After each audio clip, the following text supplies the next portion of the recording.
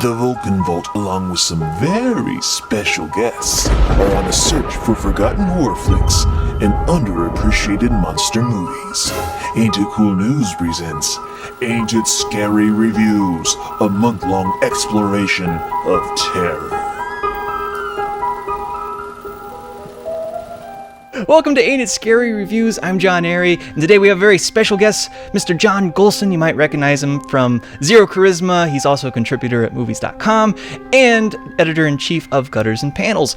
John, what have you picked out for us today? I picked out 1958's Return of Dracula.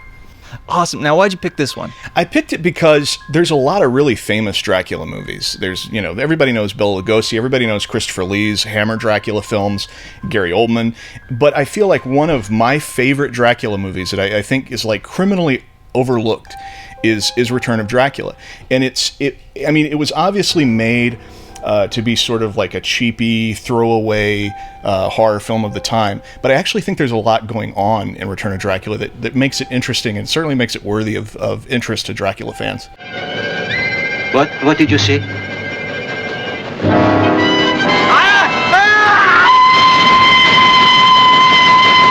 Now, what's this one about, roughly? It's basically it takes place in the 1950s. And there's a family that's expecting a cousin from Europe to come and live with them board with them for a little while. And on a train, Dracula comes to the States. He's not given a lot of motivation to come to the States, but he comes to the States. He kills the cousin on the train and assumes his identity. So basically you have this like square 1950s white picket fence, Leave It to Beaver family that literally invite the devil through their door. And the movie's treated that way. It's almost, it seems to be incredibly aware of the time it was created in, which gives it almost like a Pleasantville type vibe in the fact that it literally is white picket fences and, little kids with dogs and that kind of stuff. And what's funny is like you have this character, probably the other lead in the movie is this teenage girl who longs for a different life. She's fascinated by art, and she's fascinated by the fact that this European stranger has come into their home, and she finds him sexy and alluring, and it really starts to open up her eyes as far as what could be beyond this sort of like, I keep using white picket fence, but sort of beyond this 1950s white picket fence life. Are you going somewhere? It's my night at the parish house. Ah, yes. The artist by day, the nurse by night. And I find that really fascinating that the film is made in that time period, but is also able to speak about that time period, as well as this concept of like the foreign other being this evil entity that people should beware. That keep it American. Close your doors and keep it American and keep it in the family and don't let anyone in, especially if they seem like they're creepy foreigners. Belak? Oh, for goodness sakes. You scared me half to death. France's Lederer, I'm going to mess up his name because I'm not French. He is. Plays Dracula. And he's really interesting in that he's got a completely different energy than any other Dracula I've seen. The actor actually played him twice. He also played him in an episode of Night Gallery. And so some people consider that episode of Night Gallery sort of a quasi-sequel.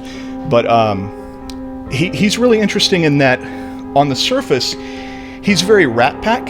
He has like sort of the Dean Martin hair and wears like the most dapper suits of the time. But his energy, he's so creepy and he talks like this. I can free your soul, Jenny.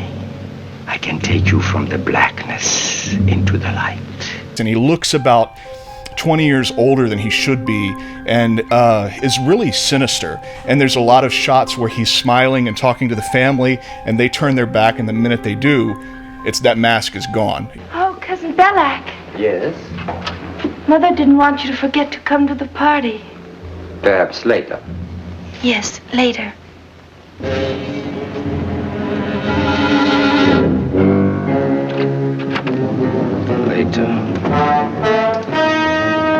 And it's Dracula. And it's such a weird, interesting take on Dracula. It's also, to me, like, the music in it is exceptional. It's Gerald Fried is the name of the composer, and he's done like incidental music for like Gilligan's Island and stuff like that. But the music here, I think, especially for a cheap kind of throwaway drive-in movie of the time, is really, really strong. And he uses the melody from Symphonie Fantastique that a lot of horror fans will recognize from the opening of The Shining.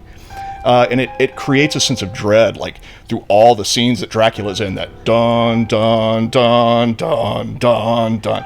It's so good.